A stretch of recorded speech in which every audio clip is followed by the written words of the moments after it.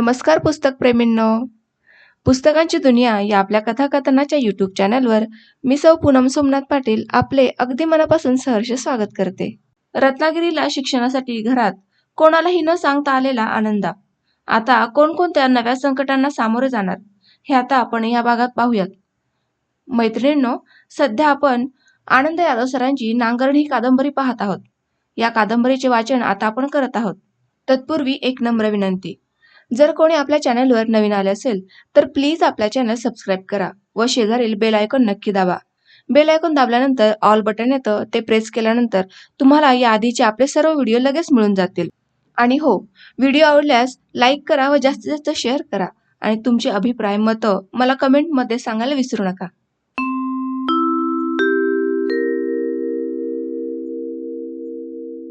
रात्री सर्वांबरोबर जेवलो. नुसता भात आणि आमटी, पण आमटी रुचकर होती. ती भातात घेतल्यावर चवदार लागत होती. ओल्या नारळाचं भरपूर खोबरं घातलं होतं. सकाळी जेवताना मला वाटत होतं की भातात मीठ नाही, चुकून घालायचं राहिलं असेल, पण रात्रीही भातात मीठ नव्हतं. मी मनोमन खुणगात बांधली की कोकणात भातात मीठ घालण्याची पद्धत नाही, म्हणून ताटात मीठ घालण्याची प्रथा आहे. आणखी एक आनंद झाला, सकाळी आणि रात्री भरपूर भात खायला मिळाला. मी तर त्या रात्री आजवरच्या सारा जन्माचा भात खाऊन टाकला. कोकणात नुसता भात खायला मिळतो याचा प्रत्यक्ष अनुभव आला. आजवर गावाकडे नुसतं आमटी भाकरी, कण्या भाकरी, भाजी भाकरी असं खावं लागे आणि कधी तर पक्वान्नासारखा घासभर भात आई टाकलीत टाके. बहिणींना तर तो आठवड्यातनं एकदा मिळाला तर मिळाला, नाहीतर नाही, अशी अवस्था होती. त्यामुळं गावाकडं भात म्हणजे नुसतं सोनं होऊन जात होतं. आता तो भरपूर खायला मिळणार याचा मला मनोमन आनंद झाला. एक एक सुखद धक्का बसत चालला होता. गावाबाहेरच्या जगाची ओळख होत होती. अंड्यातनं नुकत्याच बाहेर पडलेल्या पिलासारखी अवस्था झालेली. रात्री जेवण झाल्यावर गुरुजींनी मला एकट्याला घरी बोलून घेऊन सगळं विचारलं. माझ्या लक्षात एक गोष्ट आली की छात्रालयाचा आणि कॉलेजचा तसा काही संबंध नाही. दोन्ही संस्था वेगळ्या आहेत. त्यामुळे माझ्या मनात फीचा साप सळसळू लागला. मग गुरुजी, मला फी माफ होणार नाही? असंच काही नाही. छात्रालयाचा विद्यार्थी आहे म्हटल्यावर थोडी तरी फी सवलत मिळू शकते, पण सगळीच मिळेल याची खात्री नाही. तरीही आपण सगळी फी माफ होईल यासाठी प्रयत्न करू. मी एक तुला चिठ्ठी लिहून देतो, ती तू प्राचार्यांना दे. जी. आणि जी वगैरे म्हणू नको. बाकीची मुलं जशी बोलतात तसे बोलण्याचा प्रयत्न कर. जी. पुन्हा जी म्हटलंस? नाही जी, आता नाही म्हणणार. मी पुन्हा चूक झाली म्हणून ओशाळलो. गुरुजी हसू लागले. हळूहळू जाईल तुझ्या तोंडातून, पण भाषा सुधारण्याचा प्रयत्न कर. बरं. मी गुरुजींची चिठ्ठी घेऊन परत आलो. रात्री बसून मीही माझी सगळी परिस्थिती प्राचार्यांसाठी लिहून काढली. सकाळी उठून सगळं आवरून कॉलेजला गेलो. उठल्यापासनं मनात एकसारखी धुकधुक होती. प्राचार्य फी माफ करतील की नाही? नाही केलं तर पैसे कुठले भरायचे? कदाचित मग परतही जावं लागेल. शहरातली माणसं गोरगरिबांचा विचार करीत नाहीत. कोल्हापुरात मदत मागत शाळा कॉलेजातनं हिंडताना आपल्याला हेच अनुभव आलाय. आता पावतर होरपळलेलं मन पुन्हा तव्यात टाकून बघायचं. तवा तापलेला असेल तर आता त्याची नुसती राख होणार, थंड असेल तरच आपल्याने वाहणार. देवा, आता पोतर सगळं माझं जमवत आणलेस, तेवढं फीचं बी आता जमून टाक. माझा आता तुझ्यावरच भरोसा. प्राचार्य ऑफिसात आले नव्हते. प्राध्यापक इकडून तिकडं जात येत होते. त्यांच्या अंगातले कोट, बूट, पॅन्टा, इस्त्रीचे शर्ट बघून मी काहीसा गांगरून गेलो. असल्या माणसांचा अनुभव मला कोल्हापुरात हिंडताना चांगला आला नव्हता. जणू तीच माणसं आता नवं रूप घेऊन कॉलेजात हिंडत होती असं वाटू लागलं. प्राचार्यांच्या ऑफिसवरची पितळी पाटी नि तिच्यावर रनिंग लिपी कोरलेले वेटोळे घेत पुढे जाणारी प्रिन्सिपॉल वाय.डी. भावे अशी लपेटदार इंग्रजी अक्षर बघून वाटत होतं की प्रिन्सिपॉलचं मनही असंच सापागत वळवळत वेडवाकडे चालणार असणार. आपली तर ना ओळख न पाळख, कोण देणार आपल्याला फुल फ्रीशिप? प्राचार्य येताना दिसले. मिटलेली छत्री त्यांच्या हातात, आवाज न करणारे पायात बूट, बंद गळ्याचा फिकट तपकिरी रंगाचा कोट आणि त्याच रंगाची कडक इस्त्री केलेली पॅन्ट, बारीक अंग यष्टी, सात्विक वाटणारा अबोल चेहरा. किंचित बारीक दिसणारे डोळे, कानाच्या दिशेने तिरकस मागे टाकलेले केस, तरी उजव्या बाजूने एक बोट पुढे आलेली. तोंडात बहुतेक वेलदोडा किंवा सुपारी असावी. तोंड हलत होतं. त्या ऑफिसमध्ये जातानाच मी दोन्ही हातांनी नमस्कार केला. ते आत गेले. थोडा वेळ गेल्यावर मी आत येऊ का म्हणून त्यांना विचारलं. हातातल्या दोन्ही चिठ्ठ्या द्यायच्या आणि गप्प उभं राहायचं असं ठरून मी आत गेलो. येस म्हणून त्यांनी प्रश्न केला. मी दोन्ही चिठ्ठ्या त्यांना दिल्या. त्यांनी त्या मन लावून वाचल्या. ठीक आहे, मी तुम्हाला अर्धी फी माफ करण्याची शिफारस करतो. अर्धी फी ही माझ्याकडनं भरायला होणार नाही सर. बघा प्रयत्न करून. जमणारच नाही सर. मला पैसे देणारं कुणीच नाही. ठीक आहे, फी सवलत मिळावी म्हणून अर्ज करा. त्या संबंधीची नोटीस लागेल पुढील आठवड्यात. मग बघू. तूर्त ऍडमिशन घ्या 20 रुपये भरून. उरलेले पैसे फी सवलत मिळाल्यावर भरा. माझ्याकडे सर आत्ता 13 रुपये आहेत. सर थोडे त्रस्त झाले. उद्यापर्यंत त्याचे 20 रुपये करा आणि उद्या ऍडमिशन घ्या. 20 रुपयांवर ऍडमिशन देण्याविषयी फॉर्मवर लिहून देतो. त्यांनी तसं लिहून दिलं आणि फॉर्म परत दिला. दोन्ही पत्र आपल्याकडे ठेवून घेतले. मी मुकाट्यानं बाहेर आलो. आता 7 रुपये आणायचं कुठनं? मोठा प्रश्न पडला. त्या चिंतेत तासाला जाऊन बसलो. रात्री सगळं गुरुजींना सांगितलं. गुरुजींनी 7 रुपये देण्याचं कबूल केलं आणि गावाकडे पत्र पाठवून पैसे मागून घे आणि नंतर मला दे अशी सूचना केली. एक अडचण संपली आणि तिच्या मागनं दुसरी उगवली. गावाकडं सगळ्या गल्लीनं पट्टी भरून 22 रुपये जमून दिले होते. आता पुन्हा त्या लोकांना कळून पट्टी काढता येणं शक्य नव्हतं. घराकडं तर पत्रच पाठवता येणं शक्य नव्हतं. आणि गुरुजींना मी घरातून पळून आलोय असं कसं सांगायचं? आपल्या इथं हसं होईल. पळून येणाऱ्या मुलाला इथं कुणी थारा देणार नाही असं वाटू लागलेलं. 2 दिवस मी कुचंबत राहिलो आणि निर्लज्ज होऊन पुन्हा मदतीसाठी निकम साहेबांना पत्र पाठवलं. कॉलेजमध्ये नाव घालून रोज नेमानं जाऊ येऊ लागलो. एकदाच आपलं कॉलेज सुरू झालं याचा आनंदही होता. पण त्याच्यावर चिंतेची सावली पडली. तो काळवंडला. 4 दिवसात मला सूत कातायला येऊ लागलं. प्रार्थनेसाठी मी स्थितप्रज्ञाची लक्षणं पाठ करून घेतली. नियमाप्रमाणे पहाटे 5 वाजता उठू लागलो. छात्रालयाने सांगितलेली कामं वेळच्या वेळी मोठ्या उत्साहाने आवरू लागलो. स्वयंपाक, झाडलोट, पाणी भरणं, झाडांना पाणी घालणं, धान्य निवडणं, संडास साफ करणं हे विद्यार्थ्यांना करावं लागे. सकाळच्या किंवा संध्याकाळच्या तासा 1.5 तासाचा वेळ त्यात जात असे. मला त्याचं काहीच वाटत नव्हतं. गावाकडं दिवसभर काम करूनही रात्री पोटभर खायला मिळेल की नाही याची चिंता होती. आता इथं तासाभराच्या कामात 2 वेळेला पोटभर खायला मिळत होतं. आणि ही कामही शेतातल्या ढोर कामांपुढं अगदी किरकोळ, जाता येता करण्याजोगी होती. त्यांच्यासाठी रक्त घाम आटवावं लागत नसे. माझा उत्साह बघून गुरुजींना बरं वाटत होतं. बाकीची बरीच मुलं चुकार तट्टूसारखी कामं टाळत असत किंवा मनापासनं नीट करत नसत. गुरुजी किंवा सेक्रेटरी ती त्यांच्याकडनं पुन्हा नीट करून घेत. आठवडाभर गेल्यावर माझ्या ह्या उत्साहाचं थोडं थोडं हसं होऊ लागलं. त्यात भर म्हणजे हायस्कूलची वरच्या वर्गातली मुलं सूत कातायच्या वेळी माझ्या भोवतीनं सूत कातायला बसत, गप्पा मारत, मला मुद्दाम काहीतरी गावाकडची माहिती काव्यवाचपणाने विचारत नि बोलायला लावत. मी बोलू लागलो की माझ्या कोल्हापुरी बोलीला नि तिच्या उच्चारांना सगळे मिळून हसत. ही गोष्ट माझ्या लक्षात आली होती. हळूहळू ही मुलं ओ घाटी म्हणून हाक मारू लागली होती. मी त्यांना सांगू लागलो की मी घाटावरचा नाही, मी कोल्हापूरचा आहे. अहो कोल्हापूर घाटावरचा आहे ना? घाटावर नाही, घाटाच्या पलीकडे आहे. घाटावरचा माणूस म्हणजे आमच्या कोल्हापूरकडे कोकण्या माणूस म्हणतो.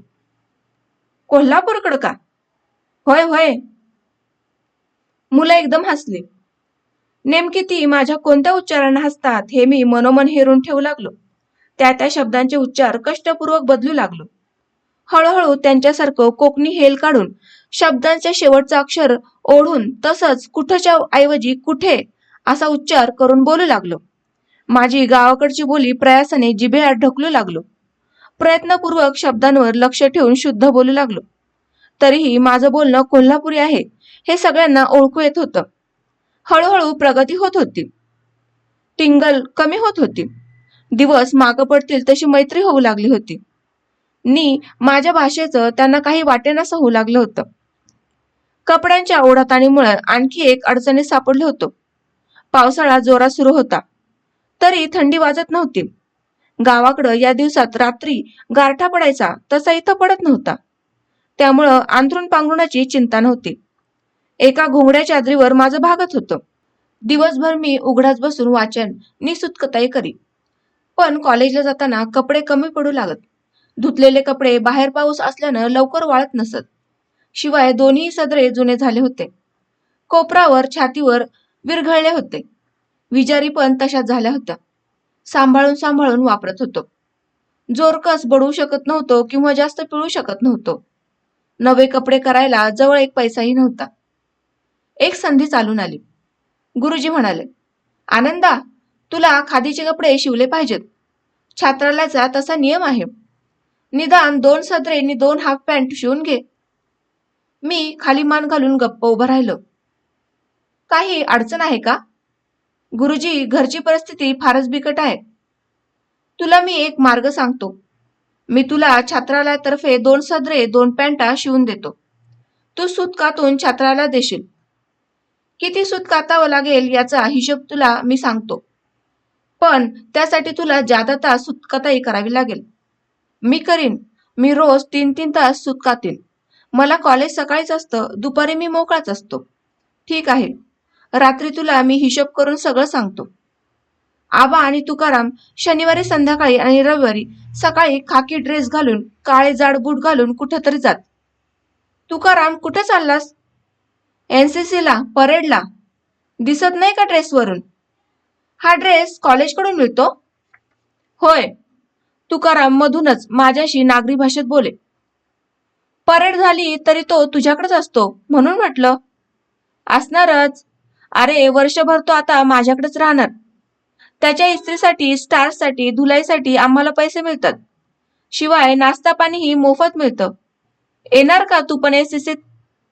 मी तत्काळ होकार भरला. मला वाटलं प्राथमिक शाळेतल्या स्काउट सारखा हा प्रकार असेल. शनिवारी रविवारी तरी हे कपडे आपल्याला घालायला मिळतील. आपल्या कपड्यांना तेवढीच विश्रांती मिळेल.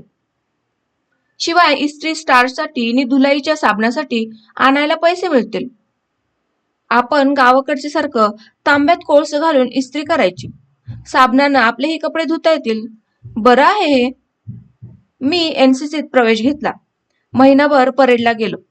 मला पोशाख वगैरे सगळं मिळालं. पण परेड शिकवायला मिलिटरीचे लोक येऊ लागले. ते बंदूक कशी धरायची, हमला कसा करायचा, झटकन रायफल घेऊन पालथं कसं पडायचं, गोळी कशी चालवायची हे शिकू लागले आणि माझ्या काळजाचं पाणी होऊ लागलं. खेड्यातनं आलेल्या माझ्या मनाला ह्या सगळ्या प्रकाराचा दाट संशय येऊ लागला. हे एनसीसीचं शिक्षण म्हणजे मिलिटरीचं शिक्षण आहे. आपल्याला ते देणार आणि लढाईचा प्रसंग आला तर आपल्याला लढाईवर घेऊन जाणार, तिथं लढायला लावणार. आपल्याला हे जमणार नाही. शत्रू कुणी बी असला तरी बी त्याला गोळी घालून ठार मारणं आपल्याला होणार नाही. तिथं मरणारी माणसं आपल्याला बघवणार नाहीत. आणि एकदा हे शिक्षण आपण घेतल्याची नोंद जर सरकारी कागदपत्र झाली तर आपल्याला नाही म्हणता येणारच नाही.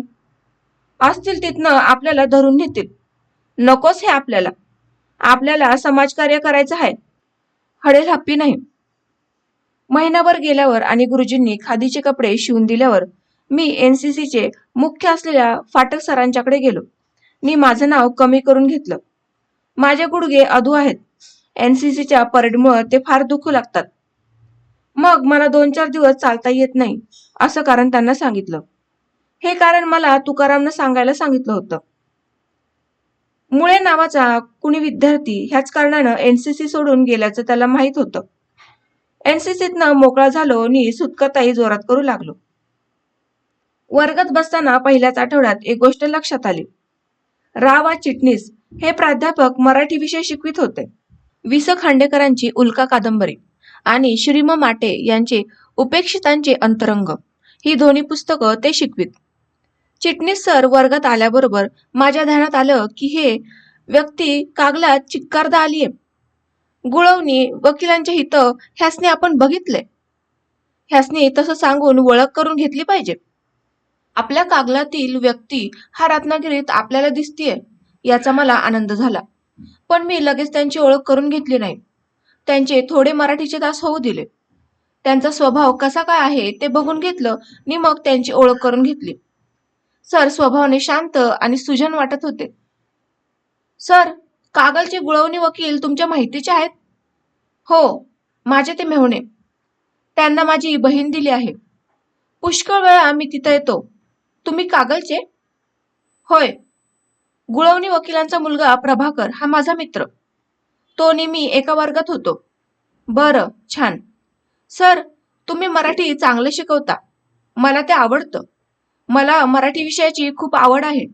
मी काही कविताही केल्या आहेत. वा वा, छान. तुम्ही माझ्या कविता बघता? मला तुमचं मार्गदर्शन पाहिजे. जरूर. तुम्ही तुमची वही घरी घेऊन या.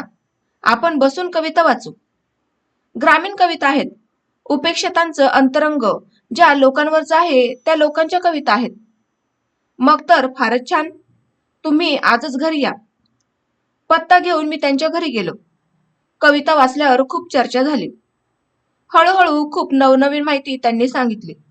बासी मर्डेकर, मंगेश पाडगावकर, पुशी रेघे, विंदा करंदीकर, सदानंद रेघे, इंदिरा संत, शरदचंद्र मुक्तिबोध यांच्या कविता त्यांनी वाचण्यास सांगितल्या.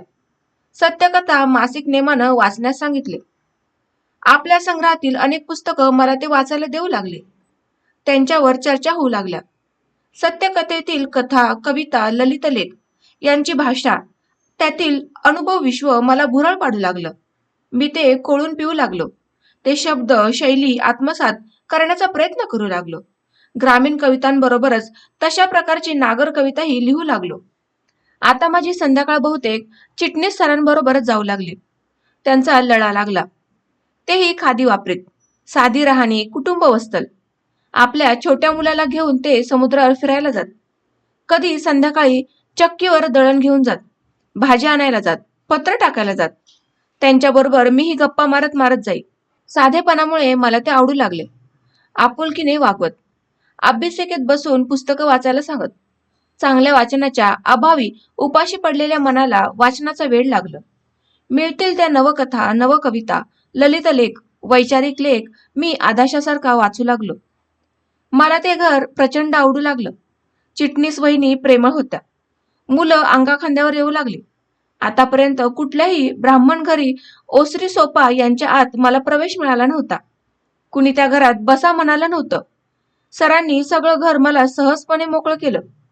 सहजपणे मला ते लहान मित्रासारखे आहो जाहो ने वागू लागले. हायस्कूलच्या माझ्या शिक्षकांनी मला कधी हा मान दिला नव्हता.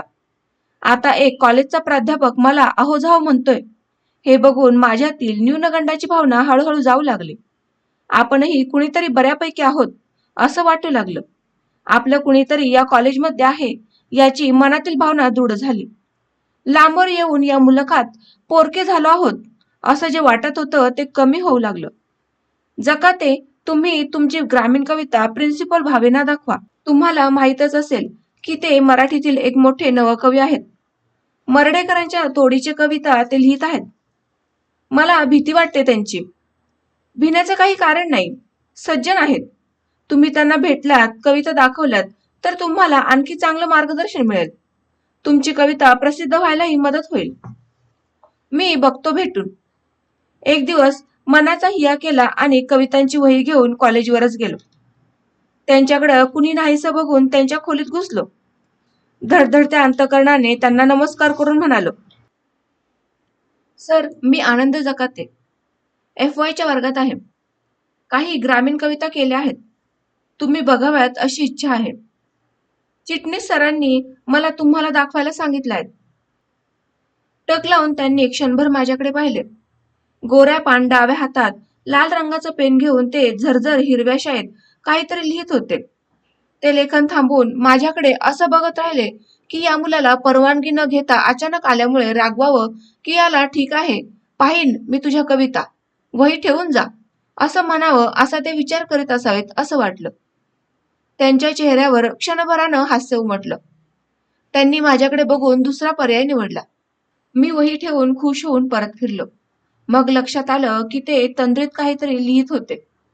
त्या तंद्रीतून बाहेर पडताना त्यांना प्रयास झाले असावेत.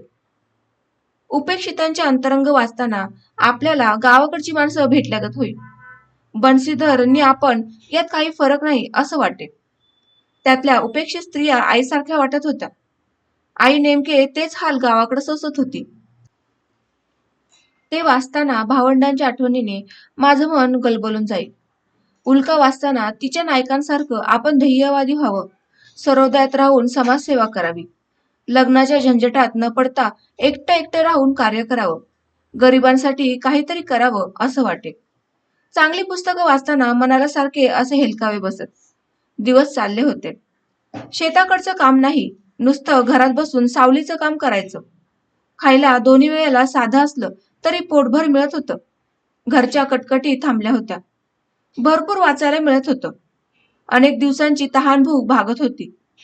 रत्नागिरीची हवा आता सवयीची झाली होती. लग्नाला आलेल्या कुणब्याच्या पोरीसारख्या छात्रालयाच्या घरात बसून राहत होतो.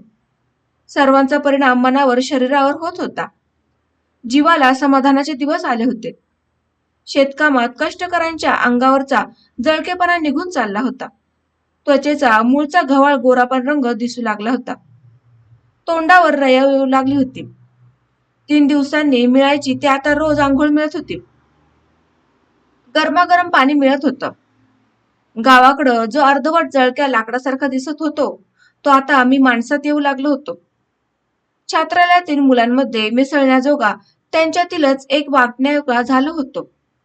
माझं मलाच खरं वाटेना इतका मी बरा दिसत होतो. आत बाहेर कायापालट होत होता. खादीचा हाफ शर्ट आणि हाफ पॅन्ट घालण्यात, तसलीच गांधी टोपी घालण्यात अभिमान वाटू लागला. या पोशाखात मी कॉलेजला जाऊ लागलो. कॉलेजात उशिरा आल्यामुळं अभ्यासाकडे गंभीरपणे वळलो होतो. वर्गात बेंचच्या एकूण 4 रांगा, त्यांतील एक मुलींची. उरलेल्या 3 रांगातील पहिले तिन्ही बेंच रिकामे पडलेले असायचे. विशेषतः प्राध्यापकांच्या टेबल खुर्ची समोरचा बेंच हमखास मोकळा असे. त्यावर मी जाऊन बसे. प्राचार्यांचा इंग्रजी कवितेचा तास सोडला तर वर्गात नेहमी प्राध्यापक शिकवताना गडबड बडबड चालू असे. पाठीमागच्या बेंचवर बसून काही मुलं नसते उद्योग करीत, समोरच्या मुलांना वाळूचे खडे मारत, प्राध्यापकांची नजर चुकून मुलींवर कागदी बाण फेकत, निरनिराळे आवाज काढत. प्राध्यापकांच्या शिकवण्याला चित्रविचित्र टिंगलवजा प्रतिसाद देत. यातच तास चाललेले असत. FYच्या वर्गाची कॉलेजच परीक्षा घेणार, कॉलेजच मुलांना पास करणार, त्याशिवाय वरचे वर्ग भरणार नाहीत याची टार्गेट मुलांना धाडशी जाणीव होती. त्यांना अभ्यासाची फिकीर नव्हती. कॉलेज लाईफ एन्जॉय करण्याची त्यांची स्वप्न या रूपानं फळाला येत होती. माझ्या स्वभावाला हा प्रकार मानवण्यासारखा नव्हता. मी मध्ये किंवा मागे बसलो तर शेजारपाजारच्या मुलांच्या चाळ्यांत व बडबडीत माझे लक्ष प्राध्यापकांच्या शिकवण्याकडे लागलेलं कठीण होऊन जात असे. ते काय शिकवतात हे नीट ऐकू येत नव्हतं. ती मुलं नोट्स काढू देत नसत, शिवाय त्यांच्या खोड्यात सामील झालो नाही मग ती त्रास देऊ लागत. त्यांच्यासारखं वागणं भाग पडत. त्यामुळं मी सर्वात पुढे जाऊन बसणे पसंत करत होतो. पुढच्या बेंचवर मनाची एकाग्रता चटकन होऊ शके. सगळा वर्ग डोळ्यानाड पाठीमागं राहील. त्या बेंचवर कुणी खोड्या करणं शक्य नसेल. प्राध्यापकांचं बोलणं स्पष्ट ऐकायला येईल. याचा परिणाम मी वर्गात त्याच बेंचवर बसण्यास झाला. मुलींच्या समूहात एक मुलगी होती. SSCला ती पहिल्या 50 विद्यार्थ्यात आलेली. अभ्यासू, बुद्धिमान, स्मरणशक्ती चांगली असलेली. धीट मुलं तिला काही म्हणाली तर त्यांना लगेच प्रत्युत्तर देणारी, स्वतःचं मत नोंदवायला उत्सुक असलेली.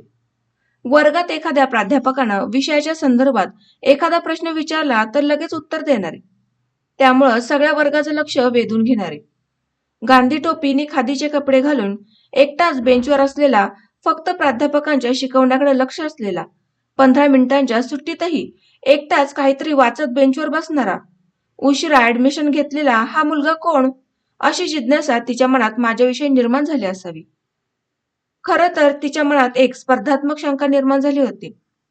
तिला मनोमन वाटत होतं की आपल्या तुलनेनं वर्गात कुणी हुशार असू शकत नाही. अशा वेळी हा मुलगा ज्या अर्थी इतका लक्षपूर्वक ऐकतो, इतक्या नोट्स भराभर घेतो, आतापासूनच सुट्टीत सुद्धा वाचत बसतो, त्या अर्थी हा आपणाशी स्पर्धा तर करणार नाही ना, असा किंतु उशिरा आलेल्या मला नवख्याला पाहून तिच्या मनात आला होता. कॉलेजवरून एकटाच घरी परत चाललो होतो. ग्राउंडवरच्या दुसऱ्या पायवाटेनं तीही तिकिटावर आली. तिकडून ती आणि इकडून मी एकदमच मुख्य रस्त्याला लागलो. नमस्ते, आपण जकाते काय? तिनं विचारलं. होय, नमस्ते. मी मला माहीत आहे तुमचं नाव. असं, ते कसं काय बुवा? तिच्या जिज्ञासू प्रश्नात तिनं एक उत्तर गृहीत धरलं होतं.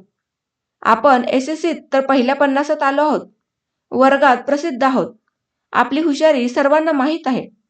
कॉलेजमध्ये आपण आकर्षणाचा एक प्रमुख विषय आहोत याची जाणीव तिला होती. त्यामुळे मला ती माहीत असली पाहिजे असं तिला वाटत होतं. पण मी सहज म्हणालो, रोल कॉलच्या वेळी तुमचं नाव घेतात ना? ज्या नावाच्या वेळी तुम्ही प्रेझेंट म्हणता तेच तुमचं नाव. पण काय हो? मी कोणत्या नावाच्या वेळी प्रेझेंटी देते इकडे तुमचं बरं एवढं बारीक लक्ष? कारण काहीच नाही. माझ्या शेजारीच तुम्ही पुढच्या बेंचवर बसता. सरही पुष्कळ वेळा तुमचं नाव घेऊन तुम्हाला प्रश्न विचारतात. तुम्ही उत्तरही लगेच उभी राहून देता. म्हणून लक्ष जातं. असं होय. तिनं मग माझी तपशिलात जाऊन बरीचशी चौकशी केली. मी प्रांजळपणे उत्तर दिले. या सगळ्यातून मी तिचा प्रतिस्पर्धी नाही ना याची ती चाचपणी करीत होती. माझ्या हे स्पष्टपणे लक्षात येत होतं. पण तिला तसं बोलून दाखवण्याइतका उद्धटपणा माझ्याजवळ नव्हता. मी ते प्रश्न सरळपणाने घेऊन साधी साधी उत्तरं देत होतो. या चाचपणीबरोबर माझा साधेपणाही तिच्या लक्षात आला असावा. कॉलेज सुटल्यावर तुकाराम आबा मागं रेंगाळत होते. मी एकटा पुढे आलो होतो. खोलीत एकटाच थोडा वेळ बसलो. सुशिक्षित मुलीबरोबर सविस्तर दोघेच बोलण्याचा तो माझ्या आयुष्यातला पहिलाच प्रसंग होता. तिनं आपण होऊन माझी चौकशी करावी या कल्पनेनं मन सुखावून गेलं. फुलल्यासारखं झालं. डोळे मिटून पडून राहिलो. तिचा हसरा चेहरा, जिज्ञासू मोठ्या वाटणाऱ्या डोळ्यांची चंचल उघडझाप, 2 वेण्या असल्या तरी कानामागचे सुटे मोकळे राहिलेले केस मिटल्या डोळ्यांसमोरून दिसू लागले. केसांच्या कुरळेपणाच्याही चेहऱ्याभोवतीची मांडणी लक्ष वेधून घेऊ लागली. पुन्हा पुन्हा मोहक पद्धतीनं मान हलवून बोलण्याची तऱ्हा नजरेसमोर नाचू लागली. किणकिणत्या बारीक घंट्यासारखा आवाज कानात घुमू लागला. मुलींनी माझ्याशी कधी बोलावं अशी कधी माझी अपेक्षाही नव्हती. त्यांचं जग वेगळं होतं आणि माझं जग वेगळं होतं. आताही मी माझ्या वाटेनं मुकाट्यानं चाललो होतो. ती आपण होऊन बोलली. म्हणजे मुलींनी माझ्या संग बोलावं इतका मी माणसात आलोय. 4 पोरांगत मी आता दिसत असेल. माझं पहिलंच जळकं अंग आता निश्चित सुधारलंय. माझी मळकी कापडं आता गेल्यात. धुतलेली पांढरी घोट कापडं अंगावर घातल्यात. अशी कापडं गावाकडं घालून हिंडलो तरी आता तिथल्या हायस्कूलच्या पोरी माझ्या संग बोलणार नाहीत. त्यासनी माहीत आहे की हा मूळचा कावळाच आहे. बगळ्याची नुसती कापडं घालून आलोय. बरं झालं आपण कागल सोडलं ते. आपला तो अवतार कागलातच राहिला. आता आपण माणसात येऊन पडलोय. 4 माणसागत आपल्याला राहायला मिळतंय. म्हणून मुली माझ्या संग बोलतात. आता आणखी पोरी बोलतील. असंच आपण आता राहिलं पाहिजे. मनाचं तारू 2 दिवस समुद्रावर सैरभर भटकत होतं. संध्याकाळ झाली की बंदरावर एकटा जाऊन किनाऱ्याच्या वाळूत बसत होतो. वावभर अंतरावर लाटा येत होत्या.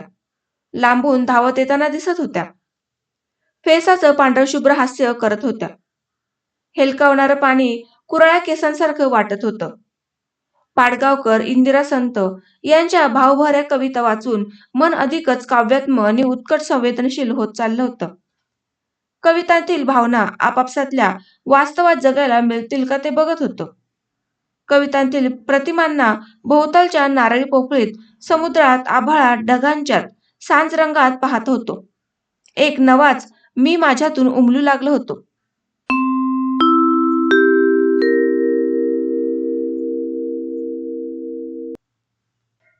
मित्रांनो, कादंबरीच्या या भागामध्ये आज आपण इथेच निरोप घेऊयात. भेटूयात पुढील भागामध्ये. तत्पूर्वी जाण्याआधी एक नम्र विनंती. आपला चॅनल लाईक करा, शेअर करा व सबस्क्राईब करा. धन्यवाद.